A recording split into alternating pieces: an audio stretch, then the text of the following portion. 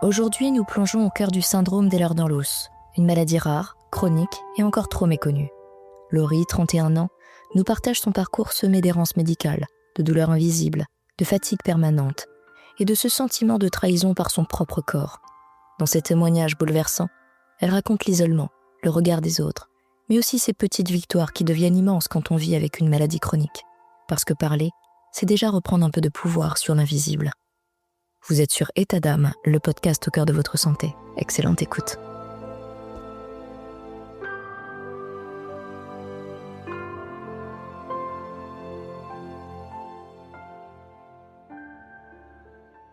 Je m'appelle Laurie, j'ai 31 ans et je vis avec le syndrome d'Ehlers-Danlos depuis, je pense, du coup, toute petite. Mais j'ai été diagnostiquée seulement en 2020. Mes premiers symptômes, je dirais qu'ils sont apparus vers l'âge de 13-14 ans. Moi, à l'époque, je faisais de la danse classique à haut niveau. Donc, c'est vrai que si je me blessais ou quoi, en fait, on a toujours mis ça sur le compte du sport. Ou de la croissance. Et je crois que mes premiers vrais symptômes qui ont commencé à me déranger sont arrivés vers l'âge de 17 ans, 18 ans. J'ai commencé à avoir en fait des grosses douleurs, type sciatique, notamment dans la jambe gauche. Et le symptôme qui me dérangeait le plus à l'époque quand j'étais jeune, c'était, mes douleurs cervicales. Donc j'avais, 19 ans, je travaillais chez McDo, j'étais dans la vente, je faisais des travails où j'étais debout. Donc en fait, je mettais ça sur le compte, que je piétinais toute la journée et voilà. Donc j'avais très, très mal aux cervicales. Puis après, j'ai commencé à avoir des douleurs, lombaires très fortes aussi. Et j'étais obligée, à 19 ans pour aller travailler de prendre déjà des antidouleurs très forts. Je m'auto-médicamentais à cet âge-là. Mon parcours médical avant le diagnostic, ça a été beaucoup, beaucoup d'errances parce qu'en fait, je cumulais beaucoup de symptômes, notamment des douleurs au dos, comme je te disais, des douleurs cervicales, beaucoup de problèmes digestifs, énormément, énormément de problèmes digestifs. Depuis que je me rappelle que j'existe, je crois que j'ai mal au ventre. Sur mon carnet de santé quand j'étais petite, il y avait marqué, gastrite, hospitalisation, perte de poids. Donc moi, ça a commencé, comme ça. Mon parcours médical, il a été long, il a été, compliqué. On a tout mis sur le dos du stress parce que c'est vrai que de base, je suis quelqu'un d'assez stressé et j'avoue ne pas avoir été écoutée ou avoir eu beaucoup de maltraitance médicale.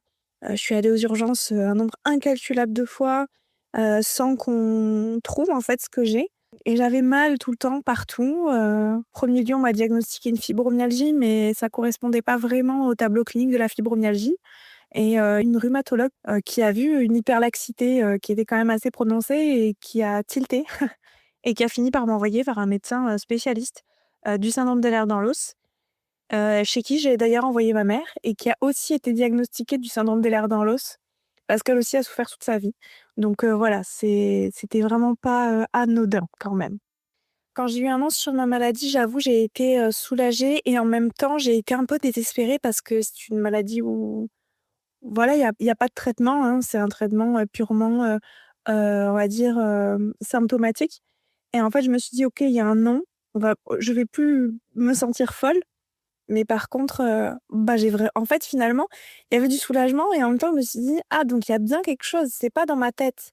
Donc je me suis dit: «Il y a véritablement quelque chose» et quand j'ai vu un petit peu toutes les comorbidités associées au syndrome d'Ehlers-Danlos, j'avoue, j'ai un peu pris peur. Mais j'ai ressenti un soulagement. Il m'a fallu quelques jours pour, digérer, me renseigner sur la pathologie et en même temps, je me suis dit: «Bon, d'accord, j'ai un mot, mais j'en fais quoi de ça?» Parce que c'est une maladie qui est vraiment, Hem, qui touche tout le corps. Donc je me suis dit: là, c'est un petit peu le début de la fin finalement». Alors au quotidien, en ce qui concerne les douleurs, la fatigue et l'hyperlaxité, moi ce qui prédomine le plus, c'est la fatigue et les douleurs.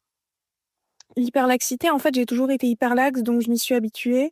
C'est vrai qu'il y a des petites choses qui sont compliquées, pour moi, par exemple, quand je dois me servir de mes bras pour couper quelque chose, au bout de 2 minutes, j'ai plus de force, j'ai les bras qui tremblent, j'ai peu de force dans les jambes. En fait, j'ai une faiblesse musculaire assez généralisée qui est très compliquée. Hem J'ai beaucoup de mal à prendre de poids aussi quand je mange, je prends pas de poids, donc je me sens toujours fatiguée et comme si mon corps était en sous-régime en permanence.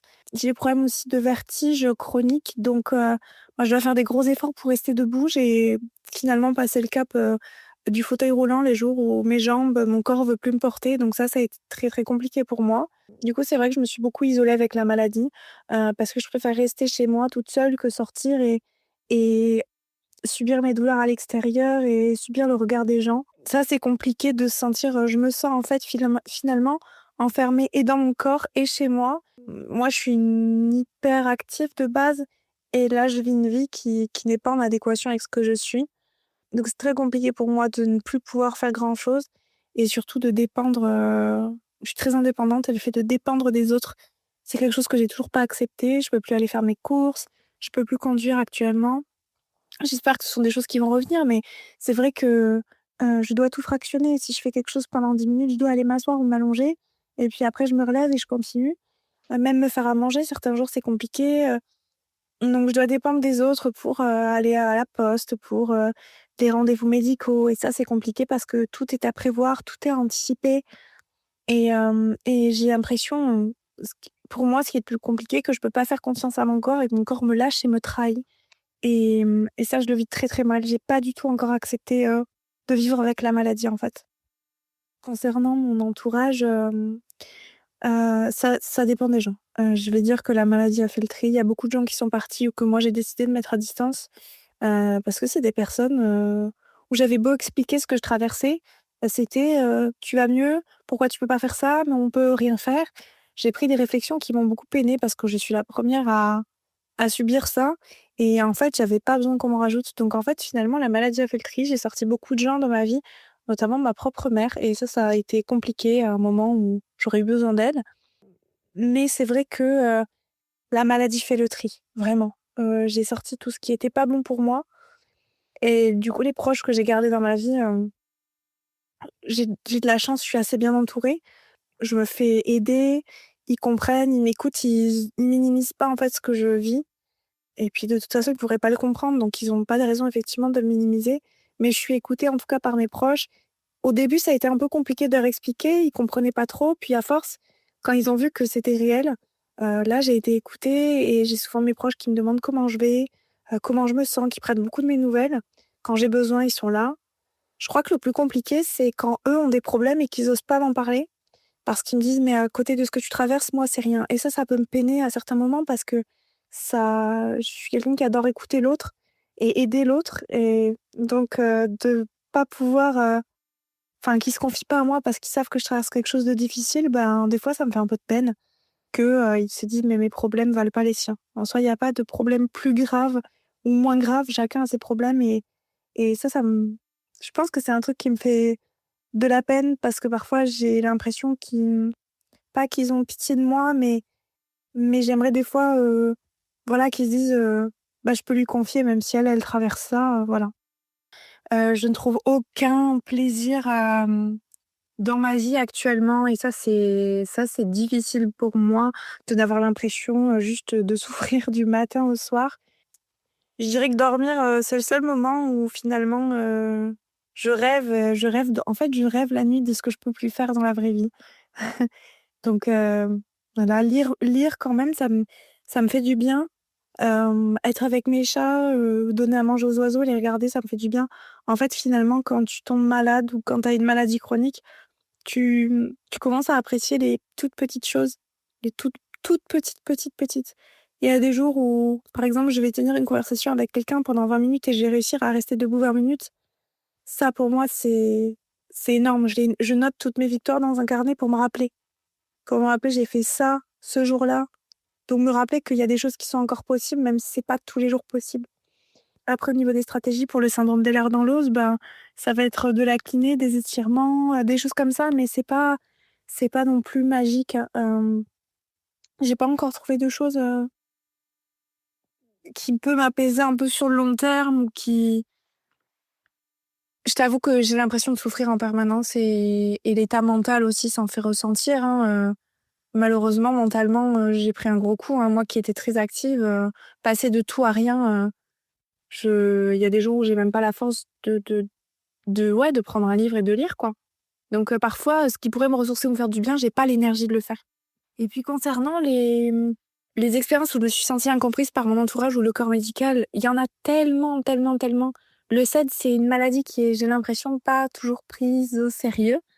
Donc en fait, le corps médical, beaucoup, beaucoup, beaucoup déjà de médecins ne connaissent pas le SED, hein, donc c'est parfois on a remis mon diagnostic en question. Et alors, l'entourage, oui, il y a beaucoup de moments où je me suis sentie incomprise, notamment quand on me demande: «Mais tu vas toujours pas mieux? Mais pourquoi tu travailles pas?» Et il faut rappeler qu'une maladie chronique, elle est chronique. Donc non, ça va pas mieux et c'est par phase. Il y a des moments où ça va, il y a des moments où ça va pas, ça fluctue, mais ça n'ira jamais forcément beaucoup mieux. Je me sens incomprise quand on me presse à aller mieux, quand on me dit allez, ça va aller mieux, mais pourquoi tu vas pas mieux? Mais il y a aussi quelque chose, mais tu devrais faire ci, tu devrais faire ça. Est-ce que tu as essayé l'acupuncture? Est-ce que tu as essayé d'aller voir un ostéo? Est-ce que tu as essayé ça? Et ça, parfois, les conseils non sollicités m'agacent plus qu'autre chose, ou quand on me dit ah, mais tu dois avoir ça, c'est encore plus anxiogène.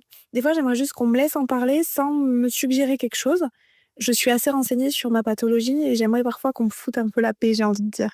Et à un moment où j'ai ressenti de la fierté ou de la force malgré la maladie, je te dirais l'an dernier. L'an dernier, j'étais dans cette période un tout petit peu mieux.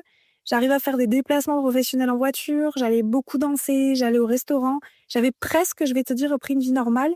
Et ça, c'est une grosse fierté. J'ai réussi à aller en backstage de mon groupe préféré. Ça, c'était une fierté immense parce que c'est une période où j'allais un peu mieux et je la regarde maintenant, avec beaucoup de nostalgie. J'ai beaucoup de nostalgie de il y a un peu plus d'1 an où j'allais bien. Là, j'étais très fière de moi et j'espère, un jour, pouvoir, regoûter à ça. C'était génial, c'était chouette. Il y a des fois aussi où j'arrive à faire des choses. La dernière fois, j'ai réussi à aller, à un rendez-vous sans mon fauteuil roulant et en fait, je pleurais. Je pleurais quand je suis arrivée là-bas, je pleurais de joie. Tu vois? Je pleurais parce que j'étais heureuse. Je disais: «Je l'ai fait. Regarde, je suis debout là, aujourd'hui, je suis sur mes 2 jambes». J'en ai pleuré. Je peux pleurer parce que j'ai réussi à marcher. Je peux pleurer parce que j'ai réussi à tenir une conversation pendant 20 minutes. Je peux pleurer quand j'arrive à faire des choses que je n'arrive pas à faire en temps normal. Quand j'arrive à faire des choses que tout le monde fait finalement, voilà. On est heureux de très peu parce qu'on est dans un désespoir et un isolement qui est très, très fort. Et si je devais passer un message aux personnes, qui vivent avec un SED comme moi, pensez à vous. J'ai remarqué que les malades chroniques sont souvent des personnes qui pensent tout le temps aux autres. Pensez à vous, apprenez à dire non, mettez des limites. N'ayez pas peur de couper avec les gens, même si c'est votre famille, même s'ils sont très proches. N'ayez pas peur de dire au revoir et je leur dirais aussi, ne vous écrasez jamais devant le corps médical. Avant, moi, j'étais quelqu'un qui, à partir du moment où il y avait une blouse blanche, je me taisais, je me disais: «Il a raison» et maintenant, j'ai décidé de l'ouvrir. Si on me respecte pas, si on nie mes douleurs, si on nie mon état, maintenant, il faut pas se laisser faire par le corps médical. C'est quelque chose qui est extrêmement important pour moi dans un parcours de soins. Ne pas se convaincre que les médecins connaissent mieux votre état que vous.